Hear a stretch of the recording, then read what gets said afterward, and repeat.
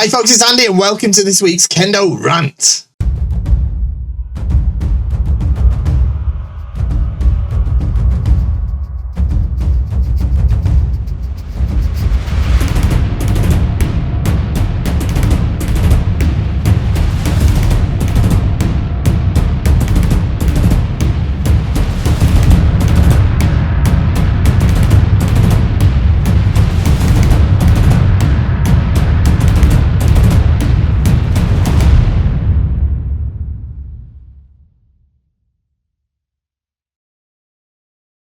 Okay, so here we go for another week of fantastic questions. I know it's been a couple of weeks since we last had an episode. I was supposed to do an episode for you last week, but didn't manage to do it. I am sorry about that, but I was very busy. Had to go to Budapest for the national Kendo teams gathering that was there. It's like a practice tournament event. It was super cool. I went there with the British team and it was super awesome. So well done to everybody who participated in that. We've got some great questions for you. We're going to jump to them in just a moment.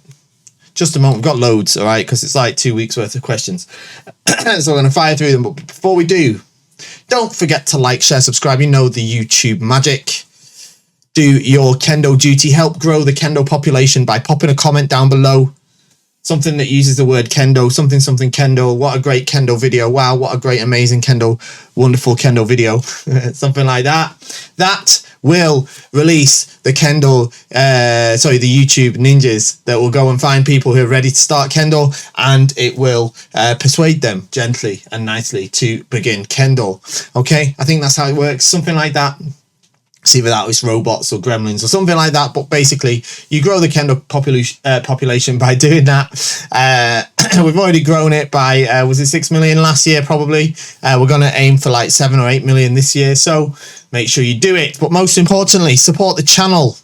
If you like these videos, if you like what I'm putting out, shop at KendoStar.com. KendoStar is the best Kendo equipment website in the history and the future of the human race. Of course, I would say it because I own the place, but everybody agrees with me. You get fantastic Kendo equipment. I know there's sort of pretenders popping up left, right, and centre. They want to try and do what we do, but nobody does it as well as the originals. You're going to shop with us in the end, no matter what. So don't waste your money elsewhere. Don't buy twice. Shop at KendoStar.com. You get fantastic equipment. You get the best service available, and you get to support this channel as well. We've got more content coming for you. We've got the Kendo show, of course. We've got analysis videos. We've got feedback videos, people sending in their own Kendo videos where I give feedback. Everybody learns something. Analysis videos. I did the Kenkaku event the end of last year, where I went to Japan and participated in a very special Kendo event there. I've got a video of that I'm going to analyze and break down on the channel. We've got instructional content. It's all going off on the show, all right? But you need to keep it going by shopping at KendoStar.com, okay? You get all that crazy stuff. You get amazing Kendo gear. You get the best service. Everyone's a winner, baby. That's the truth, as the ancient samurai Japanese proverb goes, okay? Right, okay. Hello, Fish Sensei. I have a bit of a silly question for Kendo. Right, it's not a silly question. It's never a silly question. I've always been taught to maintain eye contact with an opponent when entering the shiaijo. Naturally, I do the same during Sogo Nirei for a team match. However, I sometimes get the feeling that my soon-to-be opponent is perceiving it as a stare-down, intimidation attempt. Something that always looks kind of cringy to me when I see others doing it. Is it hard to maintain eye contact during Sogo Nirei? Thank you very much, as always. So, I think, if you overcook it, if you overdo it, yeah, it's a little bit cringe, isn't it? You know what I mean? You kind of come on the show jogging like this. Like that. It's like kind of a bit cringe. You don't have to be like that. What I normally do these days is for the team matches, I'll walk to the thing, I'll look over, I'll see where they are, I'll have a bit of a look around, make sure I'm not sort of just like this. Sometimes they do that towards me, whatever, and I'll just be like, and I'll walk on and do the date, walk off, do it. But I'm never like like this. Not these. I probably did when I was younger and, you know, thought I was something I wasn't. But I think you can be a little bit more relaxed about it. Okay. Hello, Fish Sensei. I have a quick but potentially unusual question. I recently obtained this set of kote. However, it's a little bit bigger, longer than I wanted. I wanted to get the palms replaced anyway. So if I make the palms smaller, will it make the overall kote feel smaller? It might do, but it'll only be a temporary fix because they'll stretch again anyway. It's not a long-term fix, and it's not an ideal fix. You won't get a great comfort feeling out of it, but it will potentially make them a little bit smaller for you. Okay. Hello, Fiska Sensei. There's no C in my name. I know that there is a common spelling of Fisher in other languages and stuff, but the way I spell it is without a C. Hello, Fisher Sensei. I love your content as always. It's so informative. Thank you very much. I feel bad now for correcting you on the C. Anyway, I have a quick question. I'll soon participate to my first competition, a local one for Kyusha. I aim to have some fun, some experience, but I'm hoping to score some ippon, and I'll see where I'll manage to go. Have you some advice? Thanks. The only advice I've got is first one. Whatever you do, this is the advice I always say, is just make sure that you win the contest of who's got the biggest voice. All right? So make sure you have a nice big voice, a nice big shout, yeah, before you start. Okay? And I think that will make a big difference. Okay? I'm going to put something on there because it's... Okay, right. There's like some glare coming off the lights. Anyway, sorted. Next one. Okay. Hey, Fish Sensei, I was wondering, back when you were training for nationals, what was your training like from wake up to sleep? What kind of things would you be doing by yourself, dojo routine wise? Would love a deeper dive on what it was like. So, the majority of the time I was part of the national team, which is probably like my main competitive career. I lived in Japan. All right. So I had a different experience than most people have. And I had access to things that most people don't. I didn't have a daily sort of schedule because it was different from day to day because it depended on what would happen. But for example, it could be that maybe 2 or 3 times a week I would essentially, I very much felt the pressure of the fact that I wasn't able to. I was working a full-time job as well at the same time, by the way. So it wasn't like I was only doing Kendo. So I was very much feeling the pressure of the fact that I couldn't do a lot of basic training because there's not a lot of basic training available for adults in Japan. If you go to most Kendo practices in Japan for adults, it's generally just Jigeko. And it wasn't Jigeko that I was really needing. I needed Kihon Geiko, I needed Uchikomi, I needed Kakari Geiko, I needed Oikomi Geiko, these sort of things to raise the level of my basic Kendo in order to get me where I wanted to be. So what I did is I met with a staff member who would pick me up from my house like 6:30 in the morning, like maybe 2 or 3 times a week. We go to the dojo and we'd have just an hour of keiko from just 2 of us, 7 till 8, something like that. And it would just be essentially a bit of suburi and kirikaishi, oikomi, uchikomi, some waza geiko kihon type stuff, and kakari geiko, noji geiko.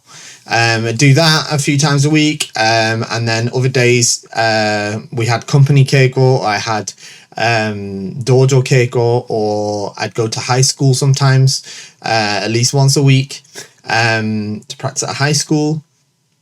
And I'd try and go to the gym maybe 2 or 3 times a week, maybe more actually, 3 or 4 times a week probably. I was trying to get there, and I'd either train on the weights and cardio, or I would train in the pool, like the swimming pool, and I'd practice Ashi Sabaki in a swimming pool.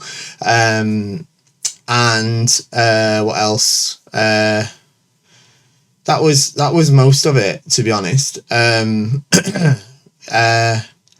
So yeah, I was sometimes doing Kendo 6, 7, 8 times a week. Maybe sometimes it's twice a day, right? And I was maybe doing the gym 3 or 4 times a week, something like that. But yeah, I look back on it and it was good, but I could have done more really. I should have done more. Should have pushed it a bit harder and tried, didn't manage, tried to really get what I wanted to get to, but didn't quite manage. But hindsight's 2020. Hi Tensei, when would you say is a good time to start thinking of buying a set of Kendo kata swords? Well, I mean, you never really need a set of Kendo kata swords, do you? Really, to be honest. If you wanted a set, you could get a set. If you wanted us to supply them, you'd have to talk to us first. It could be complicated, because they're not easy to deal with. But you don't need a set of kata swords. People ask me about them from time to time. I think the thing is like, if you have a pair of kata swords, I mean, fine for display. Get them whenever you want.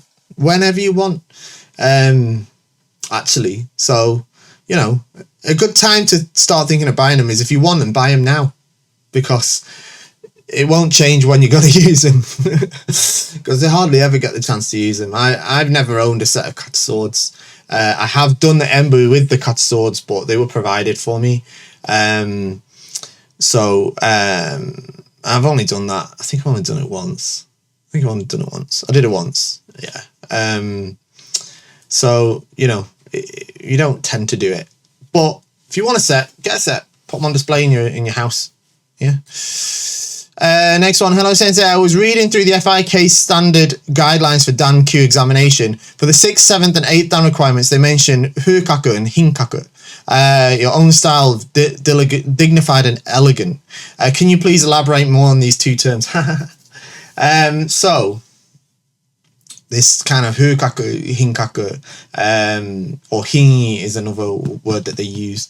This document, the standard guidelines for Dan Q, it's like a really great document. It is the document to sort of deal with grading standards. It's how grading should be assessed. So essentially, once you start challenging the high grades, all right, try to become the core dansha, which is 6th dan, 7th dan, 8th dan. Obviously, I've only managed so far to get the first one of those, the 6th dan. But your kendo has to be dignified. It has to have this hinkaku, okay? It has to have quality. It has to be dignified. It means that it can't just be random. It can't just be it's like you could be super strong. Like lots of really strong Shiai players fail the 6th dan exam, right? They often fail the 6th dan exam because what they do is they just try and beat up the other person and they just batter the other person loads. And by doing that, they don't really demonstrate that kind of dignity or of their kendo in terms of the quality of the kendo, right? So essentially, what is, for want of a better term, it's not like posing or posturing either. It's not like, oh, I'm so dignified. It's not that. It's that I think that it is like complexity through simplicity, for want of a strange term. So it's more about how the two participants interact with each other before a strike is realized. So the semei, the semei between the two participants has a quality that results in a strike, rather than one is faster than the other, or one has better reflexes or whatever. There's a clear and dignified sequence of events that lead to a yuko or datotsu, a valid strike. I think that's what having this kind of hinkaku in kendo is. It's intentionally not easy to describe because you know it when you see it. The higher grade senseis know it when they see it. But I think that's what it is, right? It's not posing. Okay. Hello, Annie Sensei. As someone with extensive experience in leading a Kendo dojo / club, could you please share what a typical first lesson looks like for adult beginners? How do you introduce beginners to the fundamentals of Kendo in a way that not only educates but also inspires them to continue their Kendo journey? Cheers. So one thing I definitely would not describe myself as is someone with extensive experience of leading a Kendo dojo. I'm somewhat inexperienced at that, actually, because I've only been doing it for a few years, really, here in the UK. But I mean, the first lesson, what I tend to do for the first lesson is I try to give them a bit of a taster of everything, and I don't expect them to be able to do it. So I'll start them off with like the kamae and then ashi sabaki, for example, whiz them through some basic suburi and then some basic strikes, men, kote and do, and then get them doing like faster ashi sabaki as well. Try and tire them out a little bit so that they feel a little bit satisfied for working up a sweat. But also, I stress to them at the same time, I don't expect you to be able to do all this. I'm doing this. This is like a taster session for you to realize that Kendo is, there's all these different techniques. But next week we'll start and go back. We'll start by going back, and we'll just start one at a time, and then take it slowly from there. So I tend to throw quite a lot at them in the first lesson, just for them to see what it's like, and hopefully that builds a sense of excitement. And it depends really whether, and I tend to find that the attrition rate, whether they stay or they leave, it just comes down to whether Kendo fits with what they were expecting, or whether it's something that they can see themselves continuing or not. Okay, next one. I was watching some videos, some of the videos posted from the World Combat Games, and I was noticing that some of the players tie their tenuguri differently. They grab it in their mouths and hold it in front of their face to the start. I don't think I've seen this process before, but I think I've seen the end result. I'm just wondering if this is common, or if there's a specific reason behind doing it this way. Both players begin doing this about 15 seconds in this video. Right, should we see if we can get this video for you? Okay, so here we have it. Let's have a look. Okay, so this is from the Combat Games. Yeah, I know exactly what you're talking about, to be honest. This is a match between Mr. Manzella from Italy and Mr. Olivier from France. I know both these boys very well. Great couple of players, actually. Yeah, so they take it in the mouth, they wrap it around this way. Yeah, they're doing it the same way. Yeah, okay. So what this is if I show you another video, all right? This is a video from the All Japan Kendo Federation, all right? As you can see my search bar at the top there. It says All Japan Kendo Federation Kendo. This is an old video that the All Japan Kendo Federation put out. But it talks about how to put on the tenuguri. So this is the way we mostly know or do, right?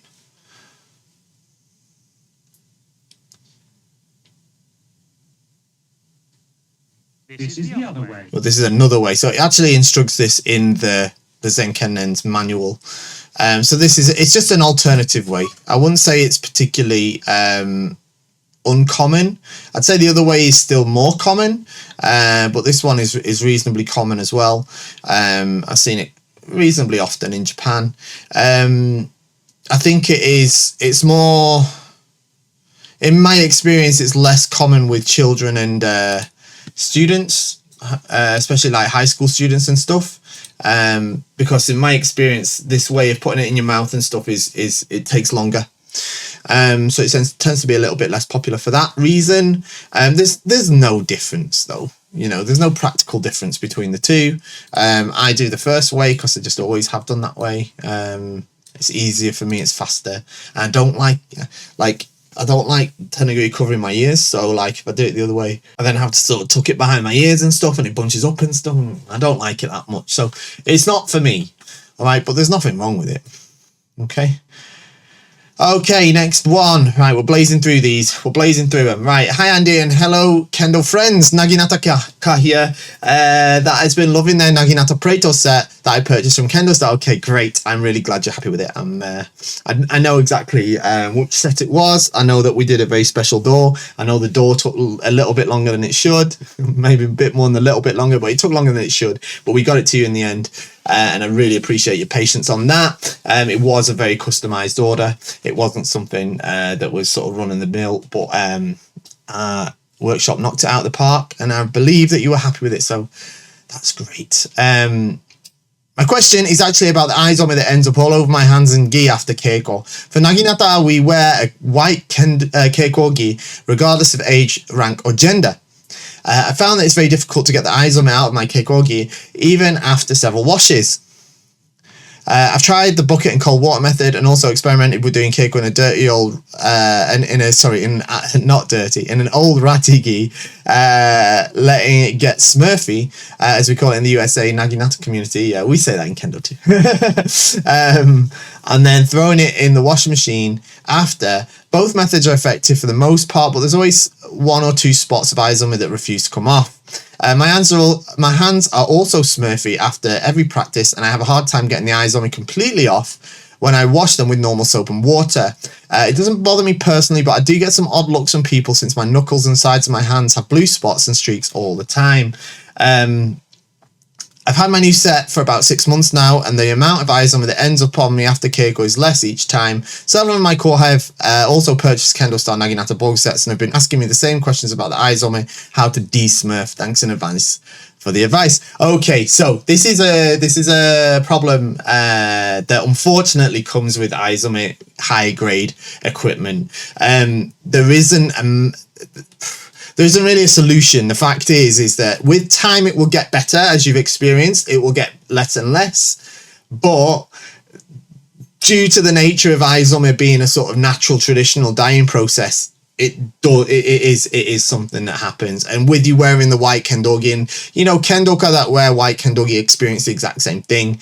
It's impossible to keep it completely white the whole time. It just doesn't happen. So the best thing, I think the only thing you can do is I think with a white kendogi, you should be okay washing it in a washing machine. I wouldn't use a hot setting. I'd keep it on a cold setting, especially if it's like cotton. I'm sure it's cotton that you wear for a keikogi in Naginata, but so it doesn't shrink, you know what I mean? You could use, you could potentially use stronger detergents and stuff on it being white. The reason we don't use detergents on kendogi is because we don't want to wash out the color. But if it's already white, you can use that sort of thing, like stain removal powders and stuff like that. So yeah, that's all I can suggest on that. In terms of getting the smurfiness off your hands, I mean, this is a daily battle that I live with, not just as a kendoka, but as the owner of a bulk shop that's touching product all the time. I mean, yeah, it will wash off with soap and water, but it just takes effort. It comes off a bit faster if you use like hand wash that has those little beads in it, but depends, I don't think it's super necessary. I'm just looking at my hands now because I've been in the office this afternoon, and actually my hands aren't too smurfy today, but they usually are.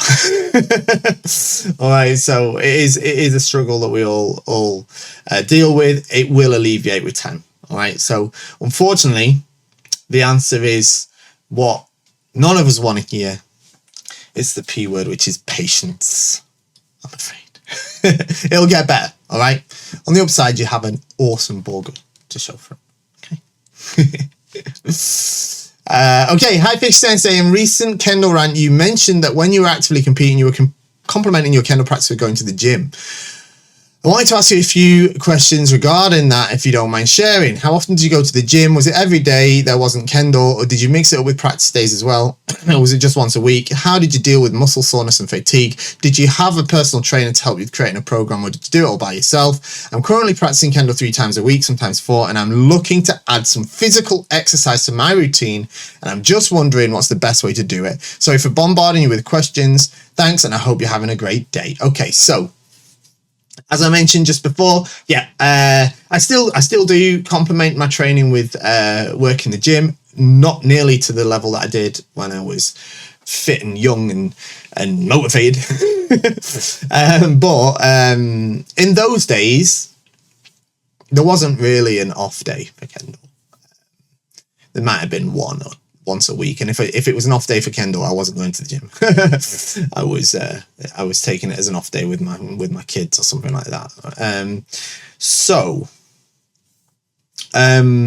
I would probably go 3 to 4 times, and the intensity would vary depending on my practice schedule for the week. If I had a particularly intensive Kendo schedule ahead, then I would have a lighter schedule at the gym, and vice versa. If I knew it was going to be like an intensive practice that day, like I was going to high school or something like that, then maybe at the gym I'd probably just practice Ashi Sabaki in the pool, like I said before. If it was like maybe I was only going to do 40 minutes or so motodachi for some primary school kids, then I could hit the weights. I didn't have a personal trainer. I didn't do anything like that. I just researched it myself and decided my own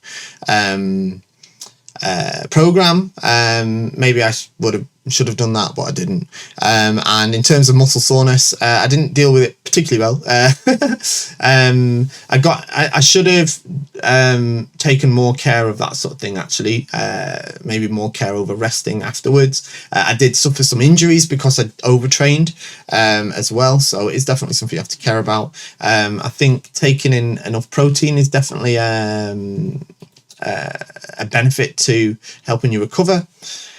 So I'd usually have a protein shake or something after training, but I didn't do that as often as I should have done. All right, I do that more now, because if I don't do it now, I can't walk the day after. So it's not quite that bad. It is. Right. Greetings, Fish Sensei. I hope you and your family are doing well. First, I want to start by saying thank you both, and thank you to both you and the many individuals who've been part of my Kendo journey thus far. I was finally able to get to a Shinso where my rank was being offered, and I passed the Shodan exam. Fantastic.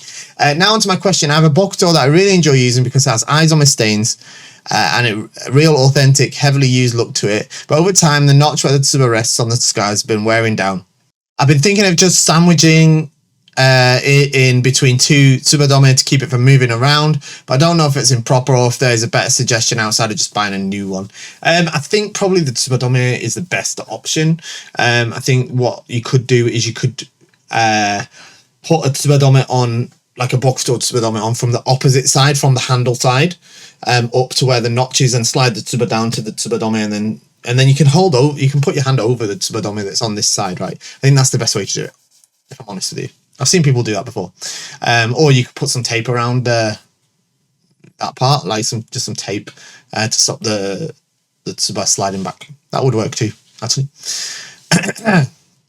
Hi, Fish Sensei. 2 questions. I see Hiraki Ashi in Kendo Kata 4 4 honme, or a variant of Jogeburi with full Sayumen cut, but rarely in Shiai or regular Jigeko. Have you seen Ippon in Shiai with men with Hiraki Ashi was used? Personally would award Ippon to this kind of men if proper Yuko Totsu requirements have been executed.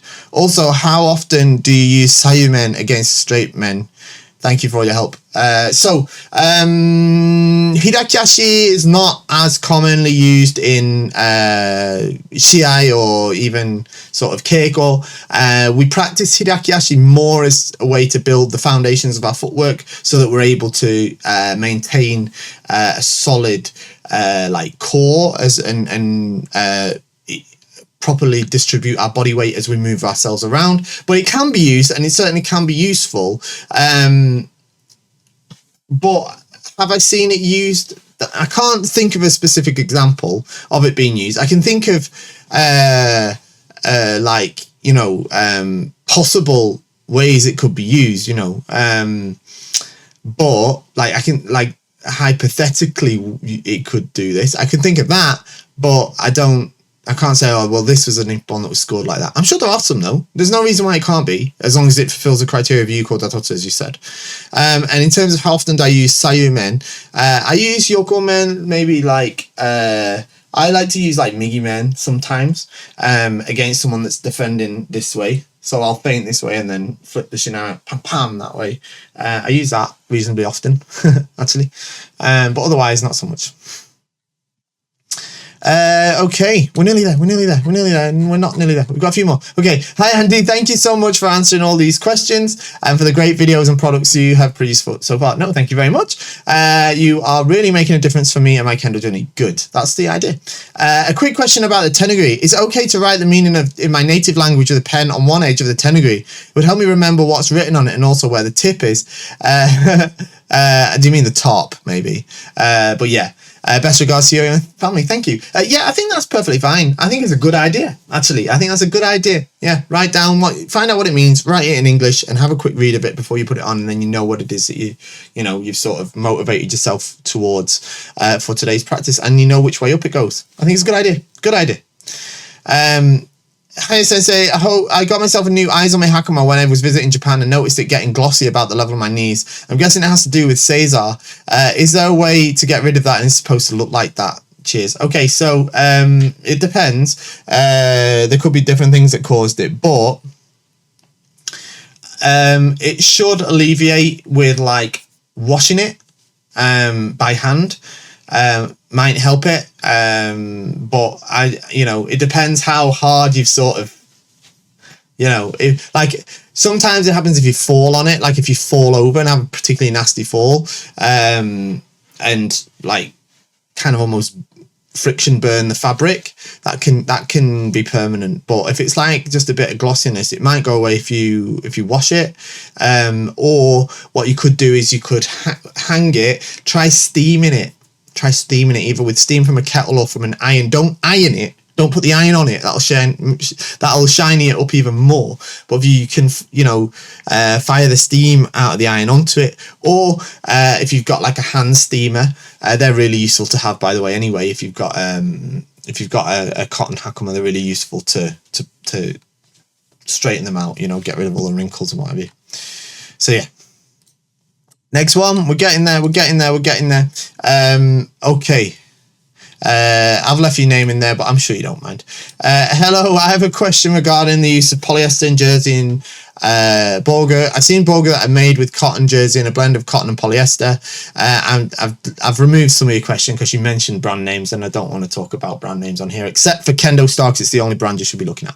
I train very frequently. I have to drive semi-long distances to practice. My Borger doesn't get enough time to dry, especially in winter months. Therefore, I was looking at the sets that are made out of materials and fabrics that would dry quicker. Do you have any experience with those kind of Borger? How long do they last, and when will KendoStar start selling similar products? Kind regards, Alessandro. Okay, so I do have experience with them. In fact, I can tell you exactly the experience I've got. Well, maybe not exactly, but let's just say some of those brands that you mentioned, right? I tested the prototypes, right? I tested the prototypes of those because I used to work for the companies that made them, and I was like the only person that worked there that actually practiced Kendo regularly. So I was the person that ended up testing them, and I wasn't overly impressed with them. All right, which is why you don't see them on KendoStar. I don't think they dry particularly faster than like Orizashi cotton Borg parts, especially the Kode. So I don't think they have a massive benefit in terms of being faster drying, if I'm honest with you. Especially like, because when a Borg set gets wet with sweat, it tends to take ages to dry if the sweat has gone below the surface and seeped into the futon, all right? And that is where the moisture has to escape from. And the cotton is just as breathable, to be honest, as these synthetic materials that you see. And especially like in the Kode, it's the fist section that tends to take ages to dry.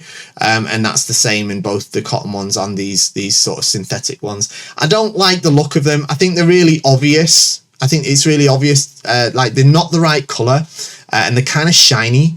So I've seen, you know, I can usually tell if, like from far away, if somebody's wearing one of those, and I don't particularly like the look of it. Now, if you like the look of it, then that's a reason to buy it. But I can't think of another good reason to buy it other than that, because from my point of view, I don't think they offer a particular advantage in terms of quicker drying. In my experience, having tested them extensively, all right. So that's just that's my opinion.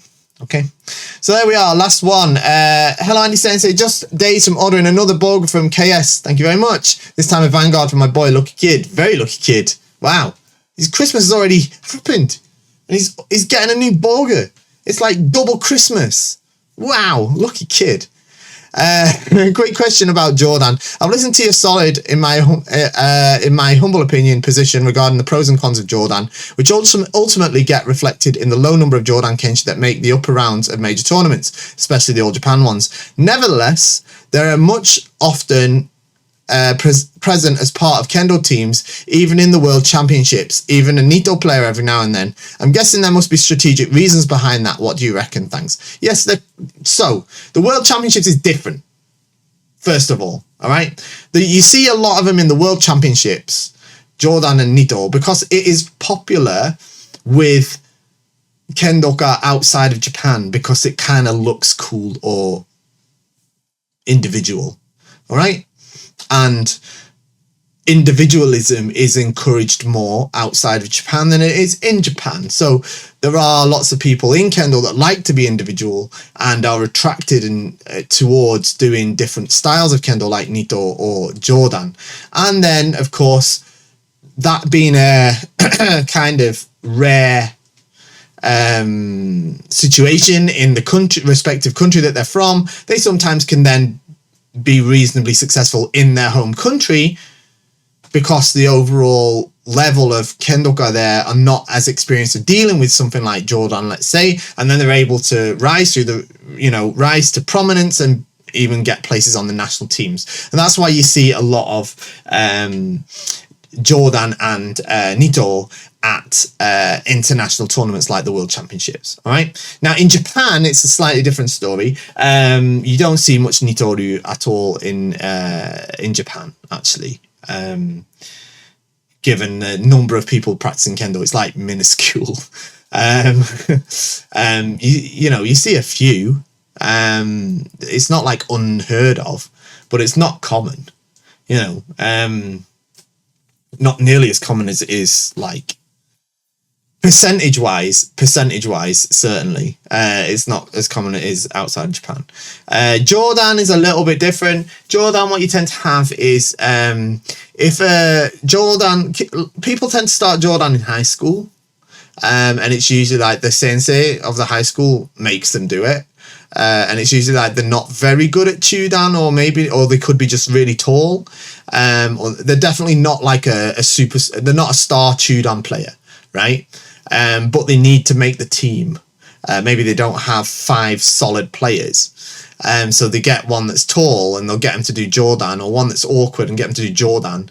And then they can use them strategically in the team matches for like getting a draw.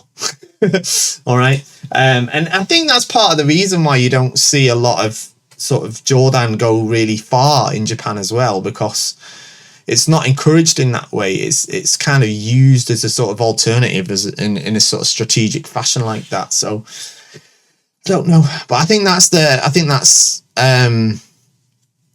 way it is from what I've seen anyway. Okay. So there we go.